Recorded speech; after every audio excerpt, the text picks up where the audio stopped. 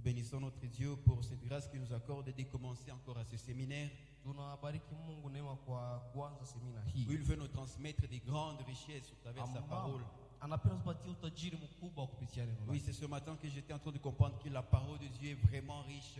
Na asubuhi leo nikielewa kwamba neno la Mungu linakuwa basi tajiri. Il y a beaucoup de choses qui sont cachées dans la parole de Dieu. Panakuwa mambo mengi ambayo Et yamefichwa chaque katika jour, neno la Dieu Mungu. essaie de nous donner seulement une petite portion de sa parole Na pour kila nous siku donner la vie. Mungu anatupatia tu basi kipande tu ya hiyo ukubwa wake. Et je sais que ce matin, il donnera à quelqu'un encore une Najua nouvelle kwamba vie. tena asubuhi leo atatupatia jambo kipya maishani mwetu. Nous allons lire nos Bibles. Nous sommes dans Luc chapitre 5. Tunafungua Biblia zetu katika Luka sura yake ya 5. Nous allons prendre les deux passages que nous avons exploités hier. Tutachukua shairi mbili tulizozitumia jana. Luc chapitre 5, versets 37 et 38. Luka sura yake ya 5 mstari wa 37 Et 38. na 38. Et après, nous lirons également l'autre verset qu'on a lu hier, c'est Jean chapitre 8. Baada tusoma shairi nyingine ni Yohana sura yake ya 8. Nous allons commencer du 32e au 36e verset. Tutaanza mstari wa 32 hadi 36. Si nous avons trouvé Luc chapitre 5, 37 et 38. Luka sura yake ya 5 mstari wa 37 38. Nous lisons au nom de Jésus. Amina. Et personne ne met du vin nouveau dans la vieille outre. Autrement, le vin nouveau fait rompre les outres et il se répand il se répand et les outres sont perdues. Mais il faut mettre le vin nouveau dans des outres neuves. Amen. Amina. Nous prenons Jean chapitre 8, 32 à 36. Tunachukua Yohana sura yake ya 8 mstari wa 32 hadi 36. Nous lisons également au nom de Jésus. Amina. Vous connaîtrez la vérité et la vérité vous affranchira. Ils répondirent, nous sommes la postérité d'Abraham et nous ne fûmes jamais esclaves de personne. Comment dis-tu, vous deviendrez libres? En vérité, je vous l'ai dit, leur répondit Jésus. Quiconque se livre au péché est esclave du péché. Or, l'esclave ne demeure pas toujours dans la maison. Le Fils y demeure toujours. Si donc le Fils vous affranchit, vous serez réellement libres. Amen. Amina. Seigneur, nous sommes à nouveau devant toi. Bwana, sisi ni mbele zako. Père, nous voulons que tu renouvelles nos vies Bwana, tunahitaji uweke upya maisha et que yetu tu fasses de nous ce que tu veux. na utufanye jinsi utakavyo. Transmets-nous la vie au travers de ces écritures. Utupe uzima kupitia maandiko Au haya nom de Jésus. kwa jina la Yesu Kristo. Amen. Amina. Depuis hier, l'homme de Dieu a introduit ces grands séminaires Toka hapo jana mtumishi wa Mungu ameanzisha semina hii où on est en train de nous parler d'une autre nouvelle pour un vin nouveau. ambapo wanatuzungumzia mvinyo mpya kwa viriba vipya. Et l'homme de Dieu nous a vraiment bien introduit ces grands sujets qui sera décortiqué au courant de toute la semaine. Na mtumishi wa Mungu akiweza kuweka kiingilio tu kwa semina hii ambayo itaenda kwa wiki mzima. Et ce matin, nous allons parler d'un petit sous-sujet dans ce grand thème. Na asubuhi tutazungumzia mada fupi kati ya hiyo kubwa. Oui, dans ce thème, on nous a dit que Dieu il veut nous amener à la délivrance. Walisema kwamba Mungu anatarajia kutuleta kwa ufungulivu. On a dit que Dieu veut nous dépouiller de l'ancienne vie pour nous revêtir d'une nouvelle vie. Bwana anapenda atufungue na maisha ya kale na tupatie maisha mapya. Dieu il veut d'abord purifier les outres avant d'y déverser le vin nouveau. Bwana anapenda asafishe basi viriba ajili aweke mvinyo Et la parole de Dieu nous a montré plusieurs formes de captivité auxquelles Dieu veut nous débarrasser pour nous rendre de nouvelles outres. Na Bwana alionyesha basi aina nyingi ya vifungo jili atufanye viriba vipya. Alors ce matin nous allons parler de la première forme de captivité, Na asubuhi leo tutazungumzia hali ya kwanza ya kifungo, la captivité du péché. kifungo cha dhambi.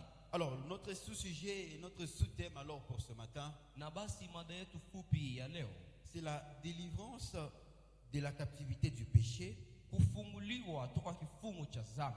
2 points, la nouvelle naissance. Ambayo ni kuzaliwa upya. La délivrance de la captivité du péché, 2 points, la nouvelle naissance. Kufunguliwa toka kifungo cha dhambi, nukta mbili, kuzaliwa upya. Les autres nous disent que c'était quelque chose comme des poches, des sacs que les enfants d'Israël utilisaient. Wanasema kwamba viriba vilikuwa kama vyombo ambao walikuwa wanatumia wana wa En fait, Israeli. c'était des sacs qu'on fabriquait avec la peau des animaux. Ni viriba ama vifaa ambao walitumia walitengeneza kupitia ngozi ya Et là, on nyama. parle parfois de la chèvre ou bien d'un bouc. Na hapo ilikuwa zaidi sana kwa mbuzi ama Et quand kondoo. on est en train d'égorger la chèvre, on enlève d'abord la peau.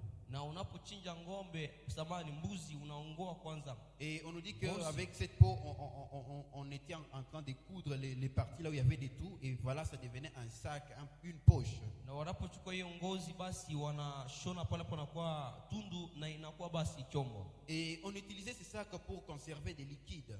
Na walikuwa tumia basi vyombo hivi jila kuweka ndani maji. C'est ainsi qu'on nous a parlé du vin. On utilisait ces outres pour conserver le vin. Ndio maana walizungumzia divai kwa sababu walitumia jila kuweka divai. Alors il y a quelque chose qu'on signale là-bas. Asa panakuwa jambo moja huko ndani. On nous dit qu'on ne pouvait pas mettre le vin nouveau dans l'outre qui était ancienne. Na wanasema kwamba hawangeliweka divai katika kiriba ambacho ni kiakala. Parce qu'au fur et à mesure qu'on était en train d'utiliser cette outre, Kwa sababu kadiri walitumia basi kiriba hicho, elle était en train de perdre son épaisseur et elle devenait un peu légère. kilikuwa napoteza nguvu yake na kinakuwa rejareja. Voilà pourquoi si on pouvait y mettre le vin nouveau qui avait encore toute sa puissance, toute sa force, Ndio maana wangeliweka mvinyo mpya ambao inakuwa yenye nguvu ça zake. pouvait faire éclater l'outre.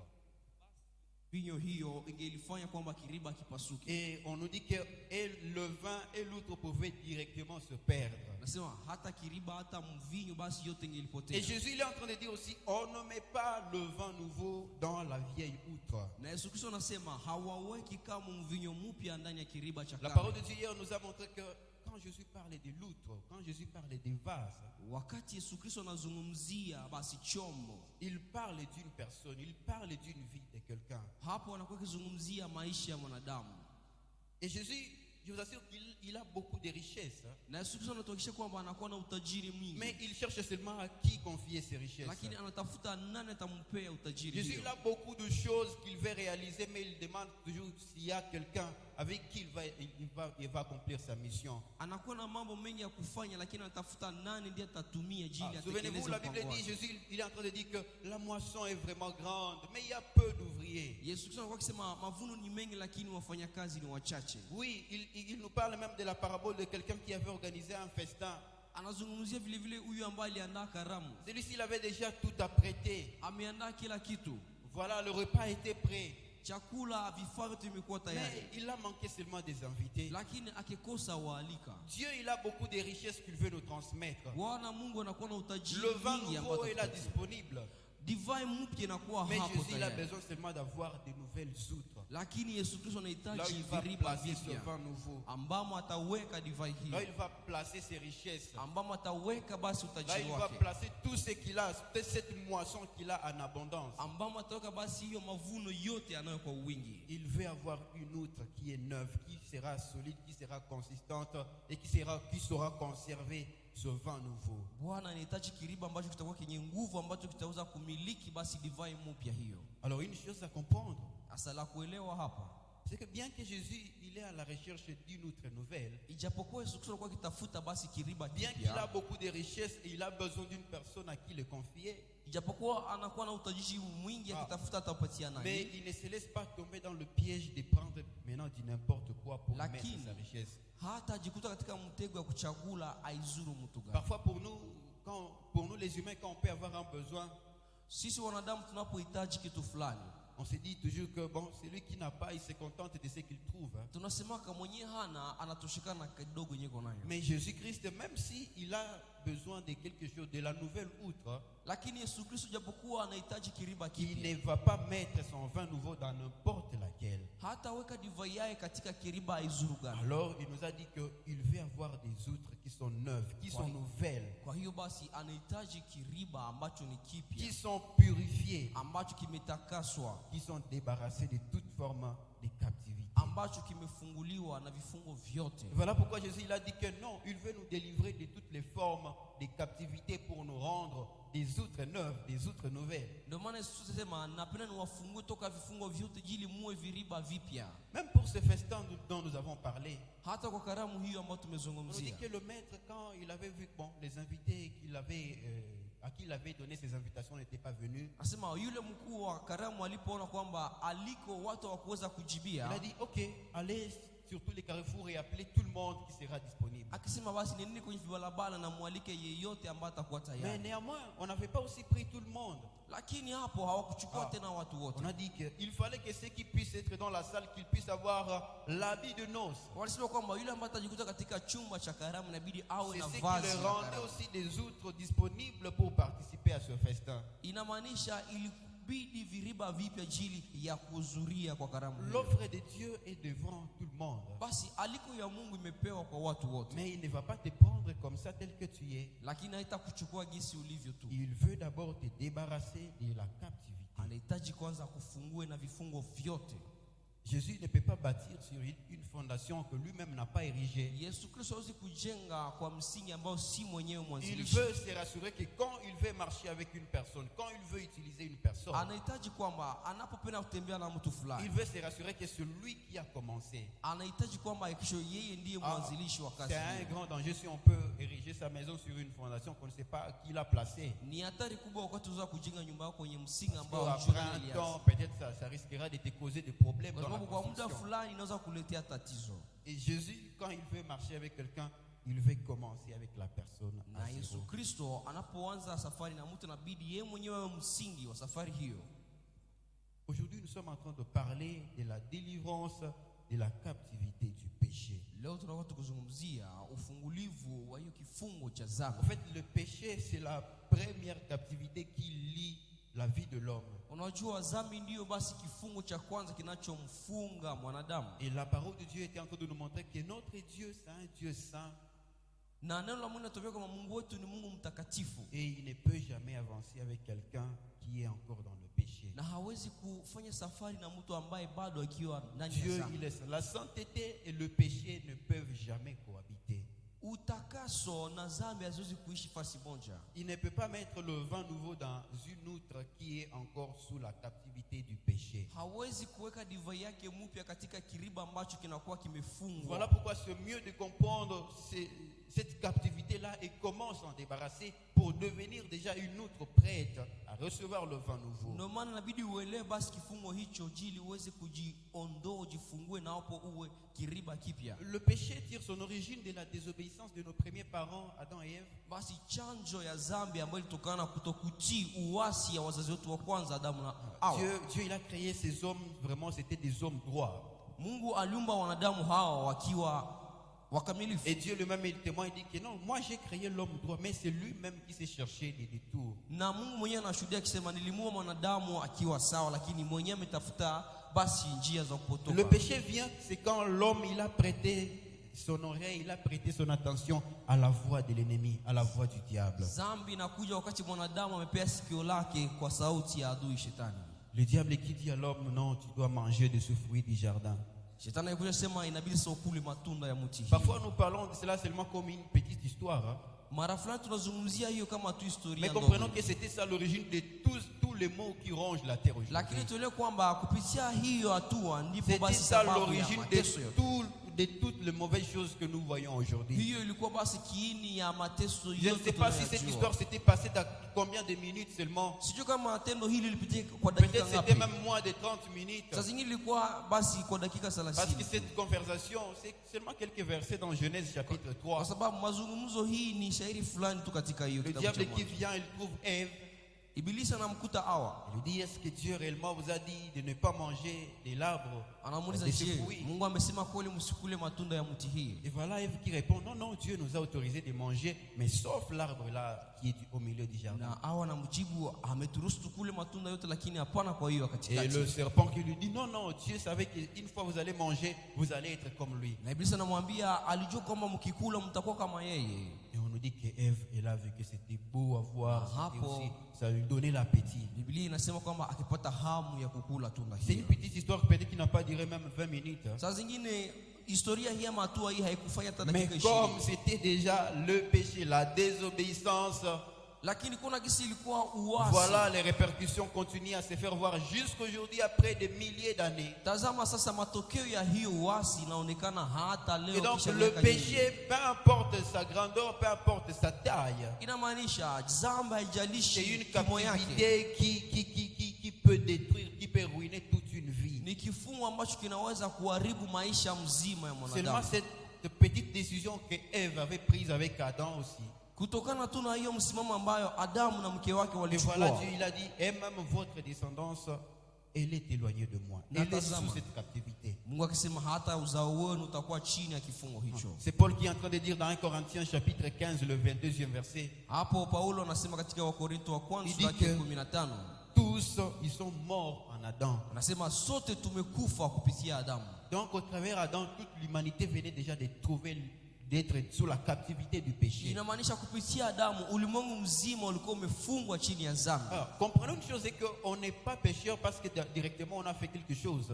Elewa kwamba huwezi mfanya dhambi kwa sababu umefanya tendo fulani. Mais on est de nature pécheur parce qu'on provient de cette lignée-là d'Adam. Lakini wewe unamfanya dhambi kwa sababu tu uko mzaliwa Et la wa Bible Adamu. ajoute disant que tous ont péché et sont privés de la gloire de Dieu. Na Biblia inaendelea kusema wote wamefanya dhambi na kupungukiwa na utukufu wa Toute Mungu. l'humanité a été considérée pécheresse devant Dieu à cause de cette décision-là d'Adam de prêter oreille à la voix de l'ennemi. Ulimwengu mzima umehesabika wafanya dhambi kutokana tu na hiyo siku Adamu alipea On ne sauti. devait pas être négligent par rapport au péché. Pardon? On ne devait pas être négligent par rapport au péché. Kwa hiyo basi hatungelikuwa wapuuzi kuhusu Oui, dhambi. nous avons dit que ça peut se faire même dans moins de 5 minutes, mais ça peut ruiner toute une éternité. Tumesema kwamba inaweza kufanyika hata kwa dakika 5, lakini hiyo inaharibu maisha mzima. Ça peut détruire toute ta progéniture. Inaharibu hata uzao wako wote. La décision seulement que tu peux prendre. Hiyo msimamo ambao unaweza Et le kuchukua. péché, il a des conséquences néfastes dans la vie d'une personne. Na dhambi inakuwa na matokeo mabaya katika maisha ya La mwanadamu. captivité du péché éloigne quelqu'un de la présence de Dieu. Hiyo kufungwa na dhambi inafanya kwamba mwanadamu ajitenge na uwepo wa Mungu. J'aime une chose que j'ai lue dans le livre de Genèse chapitre 3. Napenda jambo linalosemea katika Mwanzo sura yake ya La 3. Bible ne nous dit pas que c'est Dieu qui était venu et il a d'abord chassé Adam. Biblia haisemi kwamba Mungu ndiye alikuja na kumfukuza Mais Adamu. la Bible nous dit que Adam lui-même, quand il a entendu seulement la voix de Dieu, Lakini Biblia inasema Adamu mwenyewe aliposikia sauti ya Mungu, lui-même il a fui. yeye mwenyewe akianza Le kukimbia. péché fait fuir quelqu'un de la présence de Dieu. Dhambi inamkimbiza mtu toka uwepo Auparavant, wa Adam Mungu. c'était un ami vraiment proche à Dieu. Hapo zamani Adamu alikuwa rafiki On nous basi dit wa que Dieu karibu il wa venait, Mungu. il causait avec lui, il parlait avec lui. Tout ce Anasema qu'il kwamba voulait.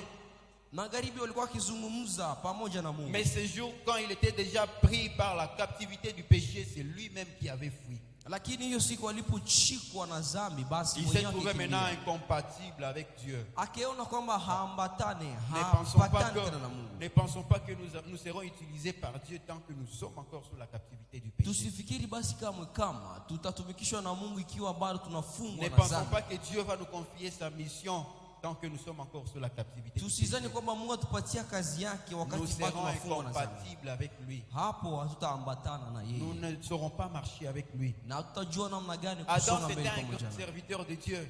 Adamu alikuwa mtumishi wa Mungu. Adam, il avait une grande mission de la part de Dieu. Alikuwa na kazi kubwa kutoka kwa Mungu. Parce que quand Dieu venait de finir à le créer, Kwa sababu wakati Mungu alimaliza kuumba, il lui a dit, non, non, toi je te donne la grande mission de cultiver les jardins, de Akimwambia. garder toutes les créatures que j'ai placées sur la terre. na kupatia kazi kubwa basi ya kukeshea na C'était kulima une basi outre shamba hili. utile, comme on nous dit. Il était utile pour toute bonne œuvre dans la maison de Dieu. Inamaanisha Adamu alikuwa muhimu kwa kila kazi nzuri katika nyumba ya Et Bwana. même une autre fois encore, Dieu lui a confié notre grande mission de nommer les animaux, de nommer toutes les créatures. Mungu amempatia vile vile kazi ya kuweza kupea majina kwa manyama, kwa viumbe. Mais voilà, son grand ministère ici a été ruiné. C'est quand le péché est entré dans sa vie. Lakini tazama hii kazi yake kubwa ikiharibishwa kupitia tu uwepo wa dhambi. Et j'imagine s'il pouvait continuer à faire ce qu'il faisait auparavant, Na najiambia ingelikuwa anaendelea ça kufanya n'aurait yale pas manufaa. beaucoup d'impact. Haingelikuwa na matokeo makubwa. Oui, quand on est sous la captivité du péché, on n'a pas la présence de Dieu. Wakati unafungwa na dhambi hauna uwepo wa Mungu. Et du coup, ça mettra fin à votre carrière, ça Napo. mettra fin à votre relation avec Dieu, à votre ministère. Kwa ghafla basi itaweka mwisho ama itaharibu huduma yako. Parce que toi-même, tu vas t'enfuir de la présence de Kwa Dieu. sababu wewe mwenyewe utakimbia mbali na uwepo wa Mungu. Adam, quand il venait d'approcher le péché, il n'était plus qu'une une outre utile dans la maison de Dieu. Wakati Adamu alikaribisha dhambi maishani mwake, hakuwa tena kiriba Il kinaofaa ne kwa pouvait Mungu. plus nommer les animaux comme il le faisait auparavant. Hangeliweza tena kutaja majina ya wanyama. Et Dieu lui-même, il a dit que celui-ci, il ne vaut plus à rien. Il l'a même chassé du jardin Na d'Éden. Mungu mwenyewe akisema huyu anifalie tena kwa lolote, akimfukuza mbali. Dieu ne cohabite pas avec le péché. Mungu haishi kamwe ama hatakaa kamwe Voilà na pourquoi dhambi. il faudra toujours faire attention avec le péché. Ndio maana inabidi kufanya angalisho na dhambi. Peu importe sa petitesse, peu importe sa taille, Haijalishi basi ni ya aina gani. le péché conduit à la mort. Dhambi inapelekea mauti. Le péché détruit. Dhambi inaharibu. Oui, le péché a aussi pour conséquence la mort, comme nous venons de le dire. Dhambi inapelekea mauti, kizu tumesema. C'est Paul qui est en train de dire dans Romains chapitre 6 au 23e verset. Paulo ndio anasema katika Warumi sura yake ya Il dit, 6, car le salaire du péché, c'est la mort. anasema mshahara wa dhambi ni mauti. Le salaire du péché, c'est la mort, ce n'est pas la vie. Mshahara wa mauti, samani, mshahara wa dhambi ni mauti na hapana uzima. Et quand on parle de la mort, donc tu es banni de la vie éternelle. Inamaanisha wakizungumzia kifo, yani umetengwa, umetiwa Alors que kando na si uzima nous milele. cherchons, si nous suivons Jésus-Christ, principalement, c'est pour la vie éternelle. Ijapokuwa tukimfuata Yesu Kristo kwanza ni ajili ya uzima wa Et si milele. on ne comprend pas qu'il faut être délivré de la captivité du péché, alors on sera en train de saluer la vie éternelle de loin. Na kama utaelewa kwamba inabidi uishi mbali na dhambi, basi utakuwa uko na salimia mbali uzima wa On milele. n'aura pas droit, on n'aura pas accès dans le royaume des cieux. Hapo hautafikia ufalme wa mbinguni. Et Jésus ne peut même pas hasarder de t'utiliser, sachant que tu es encore captif du péché. Na Yesu Kristo hatajituma ukutumikishe japokuwa unakuwa chini ya kifungu cha dhambi. Le péché étouffe la gloire de Dieu dans la vie d'une personne. Na dhambi inasonga utukufu wa Mungu maishani mwa Quelqu'un mwanadamu. qui est dans le péché, tu verras que tout ce que tu fais, ça semblera marcher, mais en réalité, il manquera quelque chose. Mtu ambaye anakuwa na dhambi atafanya vitu na ataonekana kusonga mbele, lakini utaelewa anakosewa na Parce kitu qu'il y aura fulani. cette gloire de Dieu à laquelle tu es privé. Tu es privé de la gloire de Kwa Dieu. sababu umetenganishwa na utukufu wa Mungu. Le péché étouffe la gloire de Dieu dans la vie d'une personne. Dhambi inasonga utukufu wa Mungu katika maisha ya mwanadamu. Et on nous a dit dans Jean, là où nous avons lu que celui qui se livre au péché, il est esclave du péché. Na watuambia katika kitabu cha Yohana, yule ambaye anaishi chini ya dhambi anajifanya mtumwa wa Et dhambi. hier, la Bible nous a montré que quelqu'un qui est esclave, il n'a pas droit à toutes les faveurs de la maison de son maître. Na jana watuambia kwamba yule ambaye ni mtumwa hafaidike basi na yote ambayo inakuwa Oui, katika nyumba. l'esclave, il n'a droit à rien. Huyu mtumwa Il faut hana plutôt haki ya être kitu. fils de la maison pour bénéficier des richesses du Père. Inabidi tu uwe mtoto wa nyumbani jili ufaidike na vifaa vyote. Nous vya avons baba. dit que Dieu, il a beaucoup de richesses, mais il a besoin d'une personne disponible à qui le confier. Tumesema kwamba Mungu anakuwa na utajiri mkubwa, lakini anahitaji mtu mmoja ambaye Et comprenons que Dieu ne te confiera pas ces richesses tant que tu es encore esclave. na ule kwamba Mungu atakupatia utajiri wake japokuwa bado unakuwa mtumwa. Dans Genèse chapitre 15, on nous parle de l'histoire du patriarche Abraham. Katika Mwanzo sura 15 watuzungumzia baba Abraham, Ibrahim. c'était un homme riche qui était vraiment béni par Dieu avec beaucoup de richesses. Wanasema huyu alikuwa tajiri, amebarikiwa na Mungu. Il avait beaucoup de promesses de la part de Dieu. Alikuwa basi na ahadi nyingi kutoka kwa Mungu. Alors ici, c'est Dieu qui était en train de venir encore renouveler ses promesses envers lui. Sasa hapa Mungu anakia kumkumbusha tena ahadi zake. Mais Abraham qui dit à Dieu, mais voilà, je suis en train de vieillir et bientôt je vais mourir sans avoir un fils. Abrahamu anamwambia sasa nakuwa nikizeeka na nitakufa bila Qui va mwana. hériter maintenant de tous mes biens ici? Na nani atariti basi À mali qui yangu? je veux hii laisser yote? toutes ces richesses? Nitaachia mali yangu hii yote nani? Et il a dit à Dieu, bon, je vais laisser alors ces richesses à mon serviteur Eliezer. Akisema nitaachia basi utajiri wangu huyu mtumishi wangu Eliezeri. Mais j'ai aimé la réponse de Dieu. Dieu lui a dit, non, non, tu ne vas pas laisser ces richesses à Eliezer. Mungu akimjibu hautaachia utajiri wako huyu Eliezeri. Bien que Eliezer vivait dans la maison d'Abraham, mais il était quand même un esclave. Il n'était pas le fils propre d'Abraham. Ijapokuwa Eliezeri aliishi katika nyumba ya Ibrahimu, alikuwa mtumwa, hakuwa Et il mwana wa n'avait Ibrahimu. pas droit à ces richesses. Na ndio maana Et hangelipata Dieu dit à faida kwa Abraham, urithi. tu auras comme héritier le fils qui viendra de toi, qui naîtra de toi. Mungu akimwambia utakuwa na mrithi ambaye atatoka katika viuno vyako. Même si peut-être qu'Abraham pouvait faire confiance à Eliezer, Ijapokuwa Ibrahimu alimtumainia mais huyu comme il Eliezeri. était esclave, il n'avait pas droit à garder les richesses de son maître. Lakini kuona gisi huyu alikuwa mtumwa, hangelifaidika On ne na pouvait urithi pas le hiyo. lui confier tant qu'il était encore esclave, captif. Hawangempatia utajiri hiyo, urithi hiyo wakati yeye ni Et mtumwa. comprenons qu'aussi Dieu ne nous donnera rien une fois nous sommes encore captifs du péché. Na tuelewe vile vile kwamba Mungu atatupatia lolote wakati tutakuwa watumwa wa dhambi. Et on nous dit toujours que même si Dieu il aime l'homme, Wanasema kwamba ijapokuwa Mungu ampende mwanadamu, mais il ne peut pas s'approcher de l'homme pécheur parce que sa sainteté l'exige. kwa sababu ya utakaso wa Mungu hawezi kukaribia mtu ambaye amefanya Oui, dhambi, même amefanya s'il est dhambi. plein d'amour, mais il ne peut pas quand même cohabiter avec Ijapokuwa un pécheur. anajawa na upendo, hata mkaribia yule ambaye amefanya dhambi. Voilà pourquoi il fait tout pour nous délivrer de cette captivité du péché. Ndio maana atafanya yote ili atufungue basi na Pour vifungo nous hivi vya rendre dhambi des outres neuves. na kutufanya viriba vipya.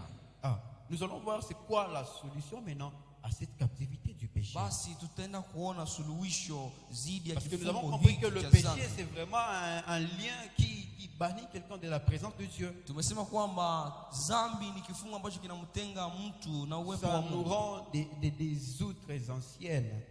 Hapo basi na kufanya uwe kiriba cha Et la kale. Bible nous dit que notre vie dans le péché, c'est comme on l'appelle le vieil homme. Na wanasema kwamba maisha yetu katika dhambi ni kama hiyo mtu wa kale. Quand on parle du vieil homme, autrement dit, on veut parler de l'outre qui est vieille. Parce que nous avons dit que l'homme, c'est lui qui est comparé à cet outre. Mtu wa kale inamaanisha kiriba cha kale. Et Jésus, il a été bien précis. Il a dit que non, je ne mettrai pas le vin nouveau dans la vieille outre. Na Yesu Kristo akielewesha simama, sitaweka mvinyo wangu katika kiriba cha kale. Tant qu'on est encore attaché à cette ancienne vie, Maadamu utakuwa ukizingatia maisha yako on ya ne kale, bénéficiera rien de la part de Dieu. hautafaidika na lolote kutoka kwa Mungu. Comprenons que la solution pour être délivré de la captivité du péché, Tuelewe kwamba suluhisho ili ufunguliwe basi na hii kifungo cha ici dhambi. il faut être clair, ce n'est ni le jeûne ni la prière. Hapo inabidi ujamie kweli, si kupitia maombi na kufunga. Oui, hier on nous a dit que pour certains démons, il y a là où on a besoin de jeûner, de prier. Walisema kwamba kwa daimoni zimoja inabidi uombe na kufunga Mais pour la chakula. captivité du péché, ce n'est pas prier, ce n'est pas jeûner. Lakini jila ya kifungo cha dhambi hauhitaji maombi ama kufunga chakula. Ce n'est même pas peut-être être régulier au culte, être ponctuel au culte. Na Fera de toi haiko une autre nouvelle. na haiko kukuja sana kanisani kukua basi hapo kila siku kwenye ibada. Ce n'est même pas à cause des offrandes que je vais donner que Dieu va me délivrer de la captivité. Ama tena si kupitia sadaka zako ndipo basi utaweza kufunguliwa. Ce n'est pas à cause de tout ce que je peux faire. Si kwa sababu ya yote ambayo unaweza kufanya. Et d'ailleurs, nous devons comprendre que tout ce qu'on fait, même si ça peut sembler bon, mais tant qu'on est encore captif du péché, c'est multiplié par zéro. Na kwanza tuelewe kwamba ijalishi basi matendo mema unaweza kufanya wakati uko mtumwa wa dhambi haimaanishi lolote. Haina muhimu. Le péché, c'est un élément absorbant, comme on le dit en mathématiques. Kwa sababu dhambi ukiweka na kitu basi haitatoa kitu fulani cha Ça ne muhimu. va rien produire. Haitatoa jambo lolote. La captivité du péché. Kifungo cha dhambi. Nous sommes nombreux qui étions nés dans l'église. Tuko wengi ambao tulizaliwa katika kanisa. On est grandi des familles chrétiennes. Tumekomalia katika jamii ama jamaa On za a Kikristo. commencé peut-être à servir le Seigneur depuis longtemps. Tumeanza kumtumikia Mungu toka zamani. Mais comprenons que ce n'est pas cela qui fait de nous de nouvelles outres devant Lakini Dieu. tuelewe kwamba sio hiyo inafanya tuwe viriba vipya. Comprenons que ce n'est pas cela qui fait de nous des enfants de Dieu. Tuelewe kwamba sio hiyo itatufanya sisi tuwe wana wa Mungu. On peut bien rester longtemps dans la maison de Dieu, on peut bien rester longtemps au service de Dieu. Unaweza kufanya miaka nyingi ukifanya huduma Mais za ce n'est Mungu. pas cela qui fera de toi un enfant de Dieu. Lakini sio hiyo itafanya wewe uwe mwana Le wa Messie Mungu. Eliezer aussi, on nous dit qu'il était parmi les anciens serviteurs d'Abraham. Huyu ndugu Eliezer alikuwa katika basi watumishi wa Mais bien qu'il avait wa Ibrahimu. duré longtemps dans la maison d'Abraham, Lakini japokuwa alidumu katika nyumba ya Ibrahimu, cela n'a pas fait ce qu'il devienne enfant, fils d'Abraham. hiyo haikufanya kwamba huyu awe mwana wa Ibrahimu. Il y a un seul remède seulement pour la captivité du péché. Panakuwa dawa moja tu jili ya kufunguliwa Et na nous avons dhambi. dit que notre tusema thème kwamba c'était la délivrance de la captivité du péché, Jili ufunguliwe na dhambi la nouvelle naissance. ni kuzaliwa C'est upya. la nouvelle naissance qui est le seul remède pour la captivité du péché. Ni kuzaliwa upya ndio suluhisho basi ya kufunguliwa Nous na avons dhambi. vu l'origine du péché qui a commencé depuis Adam. Tumeona basi chanjo ya dhambi ambayo Et nous ilianza nous toka faisons Abrahamu. qu'hériter le Adam. péché qui a commencé déjà dès longtemps. Na sisi tunakuwa tukiritu hiyo dhambi ambayo Parce ilianza que la Bible toka nous a dit Adamu. que tous ont péché, ils ont été privés de la gloire de Dieu. Kwa sababu inasema wote walifanya dhambi na kupungukiwa na utukufu wa Si Mungu. la solution pour la délivrance de la captivité du péché pouvait être le jeûne et la prière, Ingelikuwa basi suluhisho jila kifungo cha dhambi ilikuwa je kuomba ne na crois pas que kufunga. Dieu pouvait s'aventurer à donner son fils venir mourir sur la terre. Sidhani kwamba Mungu angelimtuma mwana wake jili ya kufa hapa Si c'était duniani. seulement les offrandes, il y avait des gens qui étaient tellement riches, ils pouvaient donner des offrandes suffisantes. Ingelikuwa jili ya sadaka, basi watu watajiri wangelipana mali yao na wanafunguliwa. Voilà pourquoi Jésus disait que non, il n'y a qu'un seul chemin. Ndio maana Yesu alisema panakuwa njia tu moja. Il n'y a qu'une seule voie par laquelle on doit passer pour accéder à la Panakuwa nouvelle njia naissance, moja ambayo inabidi upitie ili ufikie. pour être délivré de la captivité du péché. Ili ufikie ufungulivu wa dhambi. C'est la nouvelle naissance. Hiyo ni kuzaliwa upya. Quelqu'un qui vient de naître de nouveau, donc il devient maintenant une nouvelle personne. Inamaanisha huyu sasa anakuwa mtu mpya. Lorsque Jésus il était en train de parler de cette notion à Nicodème, qui est un docteur de la loi, Wakati Yesu Kristo alikuwa akimzungumzia Nikodemu basi swala hii, Nicodème il ne comprenait rien. Nikodemu Il hakuelewa disait, Jésus, mais lolote. comment cela va se faire? Donc il faut encore que je puisse rentrer dans le ventre de ma mère pour naître de nouveau. Akimwambia itawezekanaje nitarudi katika tumbo ya mama yangu tena? Parce qu'il se disait, bon, mais c'est pratiquement impossible. Akisema hiyo haiwezekani. Il ne comprenait rien de cette notion de la nouvelle Na naissance. Nikodemu hakuelewa lolote kuhusu kuzaliwa upya.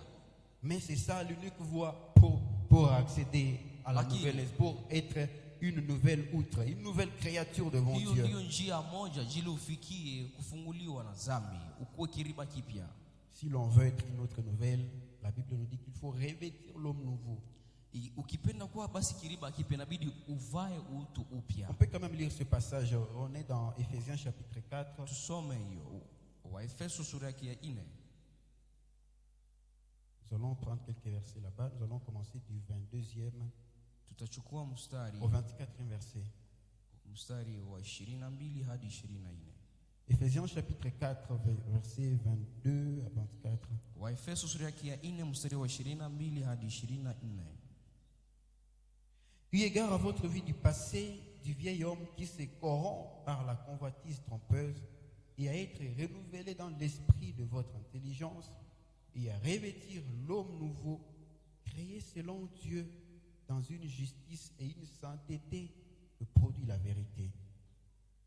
Ici, on est en train de nous parler de l'ancienne personne, du vieil homme et de l'homme nouveau. Na hapo wanatuzungumzia huyu mtu wa kale na huyu mtu Et là, on donne la mpya. différence. On dit que l'homme ancien, le vieil homme, c'est celui qui se livre au péché. C'est celui qui est sous la captivité du péché. Na wanasema huyu mtu wa kale ni yule ambaye anajiacha kupelekwa na dhambi, Il anakuwa se laisse kifungwa na dhambi. tromper par les convoitises du péché. Anajiacha basi Il est corrompu kudanganywa par na le hisia. péché. Huyu Mais anaongozwa on na dit que dhambi. l'homme nouveau, lui, il est créé en toute justice et sainteté. Lakini huyu mtu mpya huyu ameumbika katika haki. Et quand on parle de la sainteté, c'est maintenant l'absence du péché. Haki, utakaso, yani hapo C'est l'homme nouveau wanazungumzia qui n'est utakatifu. plus sous la captivité du péché. Ni huyu mtu mpya ndiye hakuwe tena C'est chini l'homme nouveau qui ya- est considéré comme kumilikiwa na- juste devant Dieu. Ni huyu mtu mpya ndiye anahesabiwa kama mwenye haki C'est mbele l'homme za nouveau Mungu. qui n'est plus sous la puissance du Ni péché. huyu mtu mpya ndiye hakuwe tena Et chini c'est à ya l'homme mamlaka ya nouveau, dhambi. c'est à cette nouvelle outre que Dieu peut mettre devant nous. Na ni kwa mtu kama huyu, kwa kiriba kama hichi, ndipo Mungu ataweka tena mvinyo wake. Et on nous dit que cette justice, cette sainteté proviennent d'où? Na unasema sasa hii utakaso tutokea wapi? On nous dit que la sainteté là et la justice sont produits par la vérité. Wanasema kwamba hiyo inatokana na ukweli. La justice et la sainteté produits par la vérité. Hiyo haki na utakaso inatokana basi na ukweli. J'ai aimé cette notion de la vérité qu'on est en train d'évoquer là-bas. Napenda gisi gani Et wanalewesha nous avons ukweli lu dans ambao Jean chapitre 8 au 32e verset. tulisoma katika Yohana sura yake ya 8 Jésus qui est en mstari wa train de dire 32. que vous connaîtrez la vérité et c'est cette vérité-là qui va vous affranchir. Yesu Kristo anasema mtajua kweli na hiyo kweli itawaweka huru. La vérité, c'est elle qui rend libre de la captivité du Ni péché. kweli ndiyo inamfanya mtu awe Là, c'est dans huru. le livre toujours là de Jean chapitre 8, le 32e verset. Ni katika Yohana sura yake ya 8 mstari wa 32. Et vous allez voir dans ce même livre, au 18e chapitre, c'est Pilate qui est en train de demander à Jésus. Na katika kitabu hiyo sasa kwa sura yake ya 8, Chapitre 18, Pilate qui est en train de demander à Jésus. sura yake ya 18, basi Pilato anamwambia Yesu Il dit, et Kristo. c'est quoi la vérité? Anamuuliza sasa kweli ni nini? C'est quoi cette vérité-là qui affranchit? Kweli ni nini hiyo ambayo C'est quoi inafungua? cette vérité-là qui rend quelqu'un un homme nouveau? Ni kweli gani hiyo ndiyo inafanya C'est mtu quoi awe cette mpya? vérité-là qui fait de quelqu'un une nouvelle créature? Ni kweli gani hiyo inamfanya awe kiumbe kipya Les mwanadamu? gens, les humains disent souvent que la vérité blesse. Mara fulani wanadamu wanasema kwamba kweli inaumiza. Oui, quand on dit à quelqu'un la vraie vérité de sa vie, ça le blesse. Wakati wanaambia mtu kweli yake mara Mais fulani j'aime inaumiza. parce que la vérité de Jésus, elle affranchit, elle Lakini, rend libre. napenda kwa sababu kweli ya Yesu Kristo inaachilia huru. La vérité de Jésus n'est pas là pour blesser, mais c'est pour rendre libre. Ukweli wa Yesu Kristo sio hapo kuumiza, lakini jili ya kuacha À huru. Pilate, Jésus n'avait pas donné beaucoup d'explications. Na hapo Yesu Kristo hakutoa maelezo mengi. Pilate qui dit, c'est quoi la vérité? Pilato anamwambia sasa kweli ni nini? Mais Jésus savait qu'il avait déjà expliqué c'était quoi la vérité. Na Yesu Kristo alikuwa anajua kwamba Il nimeshaelewesha disait, kweli mais nini. cet homme, il n'a pas compris pendant tout ce temps que j'étais en train Anasema hii d'enseigner. muda wote nilikuwa nikifundisha alikuwa hajaelewa. Parce que si vous rentrez un peu en arrière au 14e chapitre du livre de Jean, Ukirudia hapo kwa Yohana sura 14 au 6e verset, kwa mstari wa 6, Jésus est en train de dire, c'est moi la vérité. Yesu Kristo anasema mimi ndimi Oui, il kweli. dit, c'est moi le chemin, la vérité et la Mimi vie. ndiye kweli, njia na C'est uzima. Jésus qui est cette vérité-là qui a franchi. Na ni Yesu Kristo ndiyo kweli C'est Jésus inayoachilia qui est cette huru. vérité qui délivre de la captivité du péché. Yesu Kristo ndiyo anafungua toka kifungo cha Ah, et si dhambi. vous avancez au 17e chapitre, il est en train de dire que c'est la parole de Dieu qui est la vérité. Na tukienda kwa sura yake 17 anasema neno la Mungu ndiyo Il disait, kweli. Père, sanctifie-les par ta parole, car ta Anasema, parole est la vérité. Baba watakase kupitia neno lako kwa sababu Et neno la lako ni parole de kweli. Dieu, c'est encore Jésus-Christ. Na hili neno la Mungu ni Yesu Ah, Kristo le mwenyewe. centre de toute délivrance, de toute libération de la captivité du péché, c'est Basi. Jésus lui-même. Yule ambaye anaweza kusababisha ufunguliwe ni Yesu Kristo mwenyewe. C'est Jésus lui-même qui donne la nouvelle naissance. Yesu Kristo mwenyewe na paya basi uzaliwa C'est upya. Jésus lui-même qui délivre de la captivité du Yesu péché. Kristo ndiye anafungua toka utumwa wa dhambi. Mais il suffit seulement qu'on l'invite. Na hii inatosha basi umwalike maishani Le mwako. modérateur était en train de dire, Mwongozi alikuwa akisema hivi, la Bible dit que quiconque invoquera le nom du Seigneur sera sauvé. yeyote ambaye ataita neno jina la Yesu Quiconque Kristo invoquera le nom de Jésus-Christ, il sera sauvé de la captivité yeyote du péché. ataita jina la Yesu Kristo atafunguliwa Quiconque toka invoquera dhambi. le nom de Jésus, il recevra la nouvelle naissance. Yeyote ataalika jina la Yesu Kristo Et il atapata sera uzaliwa utilisé upya. comme une outre nouvelle. Na hapo basi ni kama hiyo kiriba kipya. Et Jésus-Christ ne s'improvise pas, il ne s'introduit pas par force dans la vie de quelqu'un. Na Yesu Kristo hajiingizake basi kwa ghafla Mais katika il maisha a ya besoin mwanadamu. de quelqu'un qui comprend la nécessité de l'approcher. Lakini anahitaji watu ambao wameelewa umuhimu Il dit wa dans kumwalika. Apocalypse chapitre 3 que lui, il est à la porte, il est en train de frapper. Katika Ufunuo sura yake ya 3 anasema anakuwa mlangoni akibisha. Il veut que quelqu'un entende sa voix et qu'il accepte Anahitaji d'ouvrir kwamba mtu sa asikie porte. sauti yake inaenda C'est le kumfungulia. voleur qui vient avec brutalité, lui il casse la porte et il s'introduit dans Ni la maison. mwizi ndiye anafika basi Mais anabomoa mlango na anaingia. Jésus, il est différent. Lakini Yesu Kristo ni tofauti. D'ailleurs, il dit que celui qui ne passe pas par la porte, c'est un brigand, c'est un Na kwanza voleur. mwenyewe anasema yule asiyepitia kwa mlango Mais basi celui huyu qui ni mwizi. passe par la porte, c'est lui le bon berger. Lakini yule anayepitia kwa mlango ndiye Et mchungaji Jésus-Christ, il mwema. veut toujours passer par la porte. de Na la Yesu vie de Kristo yeye quelqu'un. anachagua kila siku kupitia Mais mlango. ce qu'il veut, c'est que quelqu'un entende sa voix et accepte d'ouvrir. Kile anachohitaji ni kwamba mtu asikie sauti Il veut yake que na quelqu'un amkaribishe. comprenne que non, je suis captif du péché parce que je proviens d'Adam. Huyu anapenda kwamba mwanadamu aelewe kwamba mimi ni mfanya dhambi kwa sababu mnakuwa katika kizazi cha Adamu. Et j'ai besoin de recevoir Jésus-Christ dans ma vie pour me délier de ces chaînes. Na mimi nahitaji Yesu Kristo jili niweze kufunguliwa. Na Nous hiyo avons dit kifungo. que suivre Jésus-Christ ne suffit pas. Tulisema kwamba kumfuata Yesu Kristo haitoshi. Passer beaucoup de temps à l'église ne suffit pas. Ama kupitisha muda mrefu Mais c'est kanisani qu'il faut, haitoshi. il faut qu'il y ait un jour où toi-même tu as pris cette décision, tu dis Jésus, je vais maintenant commencer avec toi aujourd'hui. Lakini inabidi pawe siku moja tutasema Yesu Kristo Je veux qu'aujourd'hui nakamata maintenant msimamo je kufanya. commence une nouvelle vie avec toi. Nahitaji nianze maisha mapya pamoja nawe. Et on nous dit qu'il faut invoquer le nom de Jésus. Quiconque c'est bon. invoquera le nom du Seigneur sera sauvé. Inabidi ualike jina la Yesu Kristo. C'est Yeyote atakayealika. un passage obligé pour quiconque veut devenir une Na autre nouvelle. hiyo ni shurti ama njia ambayo inabidi kila mtu Il y apitie. a deux personnes qui m'ont marqué dans la Bible. Wanakuwa watu ambao walinivutia wakinigusa katika Biblia. Jésus, il était en train de passer. Yesu Kristo alikuwa akipita zake. Il y a quelqu'un, on nous dit que c'est un scribe qui vient.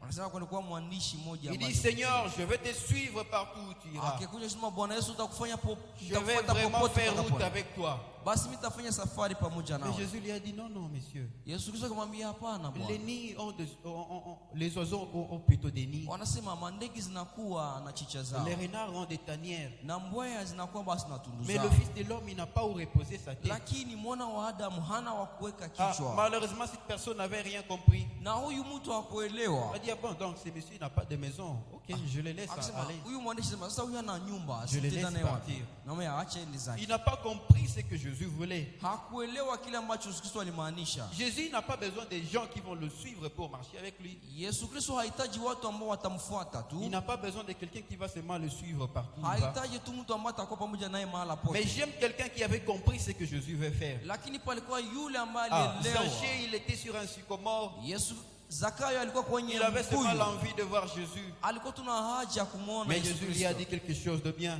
Na Yesu akisema jambo nzuri. Il n'a pas dit Zaché, viens et suis-moi.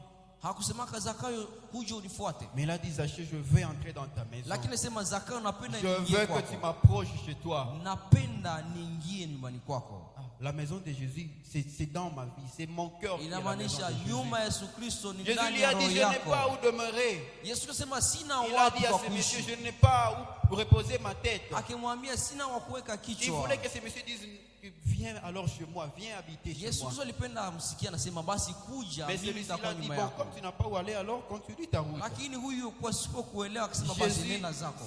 on nous dit que c'est nous qui sommes la demeure de Dieu, c'est nous qui sommes le temple de Dieu. Anasema sisi ndio hekalu za Mungu. Naître de nouveau, c'est quand on accepte de devenir cette maison de Jésus. Quand on Kuzaliwa. invoque, on implore Jésus dans sa vie. Kuzaliwa upya basi ni kubali kumpokea Yesu Et quand il Kristo. était entré dans la maison des Zachée, Na alipoingia katika nyumba ya il a dit Zakayo assurément le salut est entré dans cette akisema maison. kwa kweli wokovu imeingia katika Parce que nyumba ya Bwana. celui-ci est aussi un fils d'Abraham. Kwa sababu huyu naye ni mwana Il a wa trouvé sa Abrahamu. demeure dans la vie des Zachée. Akipata makao yake katika maisha ya Donc, Zakayo. même si je peux passer autant d'années en train de suivre Jésus, mais si je ne l'ai jamais approché dans ma vie, Inamaanisha ijapokuwa nipishe muda mrefu na Yesu ça ne Kristo, sera, ça n'aura aucun impact. ikiwa sitakuwa nimemkaribisha maishani mwangu, Même haitakuwa na Lévi, matokeo. Matthieu, qui avait été appelé par Jésus, Hata Lawi ambaye alikuwa na on Yesu nous dit que Kristo. par après lui aussi, il a invité Jésus dans sa maison, il a organisé un festin pour lui. Unasema sasa alipomkaribisha Yesu Kristo kwake akiandaa karamu.